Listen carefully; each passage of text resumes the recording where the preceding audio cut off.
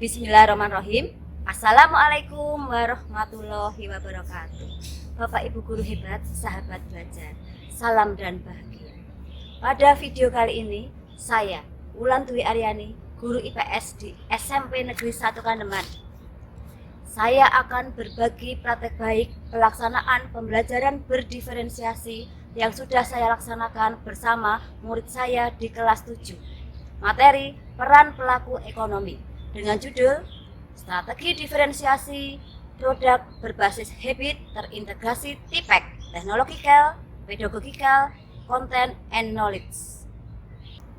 SMP Negeri 1 Kandeman telah menerapkan kurikulum Merdeka Mandiri Berubah dengan penekanan pada Merdeka Belajar, yakni agar kita dapat merefleksikan perubahan zaman dan memahami tantangan-tantangan.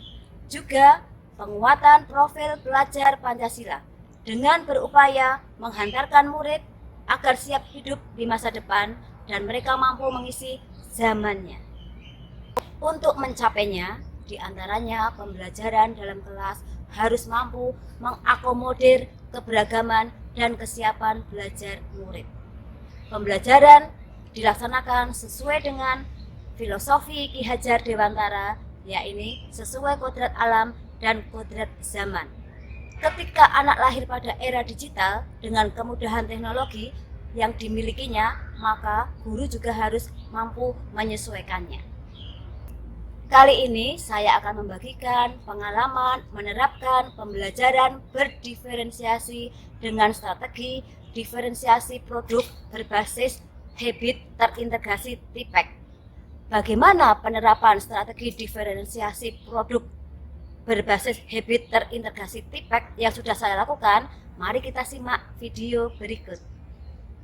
Implementasi kurikulum Merdeka sudah berjalan dan guru memiliki semangat serta kreativitas dalam menyajikan pembelajaran. Tetapi seringkali masih mendapatkan murid tidak memiliki antusias belajar di kelas. Mereka diam, lemas, kurang bergairah, serta pasif dalam pembelajaran. Hal ini terjadi karena habit atau kebiasaan belajar murid belum tergali. Melihat situasi tersebut, timbul pemikiran, apakah saya sudah mampu mengakomodir keberagaman murid dengan habit atau kebiasaan belajar murid tersebut?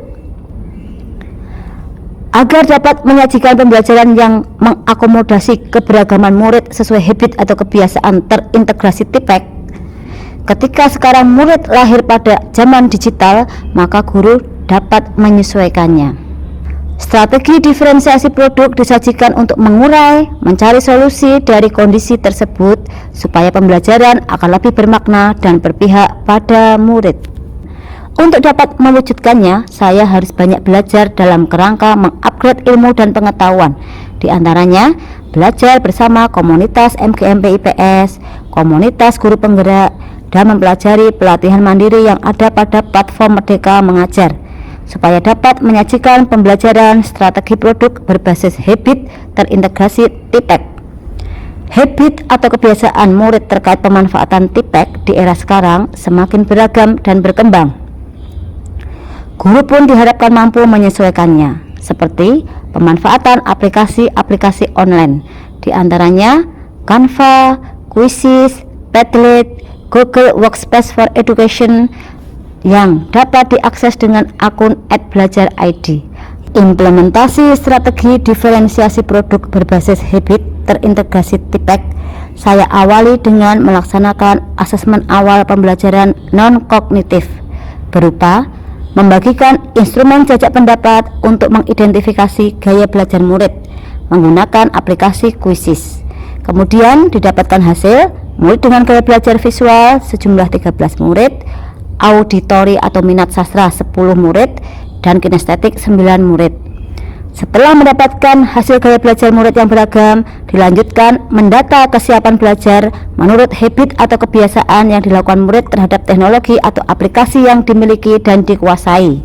Dan dilanjutkan dengan menyusun perencanaan pembelajaran berdiferensiasi strategi produk dengan model PJBL dan dilaksanakan di kelas. Adapun diferensiasi produk yang dihasilkan murid sesuai dengan gaya belajar mereka. Murid membuat produk dengan aplikasi yang biasa mereka gunakan. Untuk murid kinestetik, membuat video dari aplikasi Canva Pendidikan.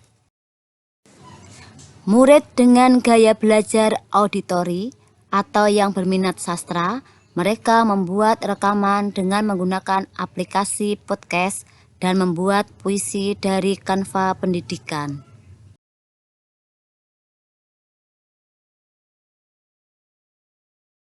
Adapun untuk murid visual, membuat infografis dari Canva Pendidikan dan Google Slide yang diakses dengan akun Belajar ID.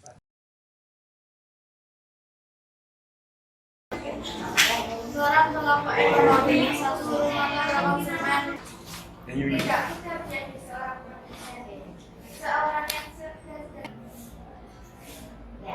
Rumah tangga konsumen, rumah tangga konsumen.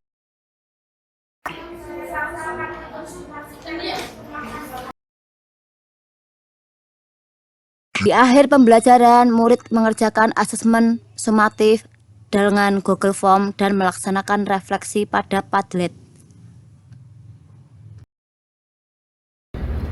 Pembelajaran menggunakan teknologi TIPEK, dampaknya pembelajaran menjadi lebih bermakna, serta implementasi kurikulum merdeka dapat terlaksana sesuai dengan ruhnya, yakni pembelajaran yang dilaksanakan di kelas secara berdiferensiasi mengakomodir keberagaman seluruh murid. Pembelajaran IPS materi peran pelaku ekonomi yang baru saja saya laksanakan sangat menyenangkan karena saya dapat membuat produk video dengan aplikasi yang biasa saya gunakan, yaitu Canva. Apalagi Canva Pendidikan, fiturnya semua gratis. Pokoknya asik deh belajar IPS.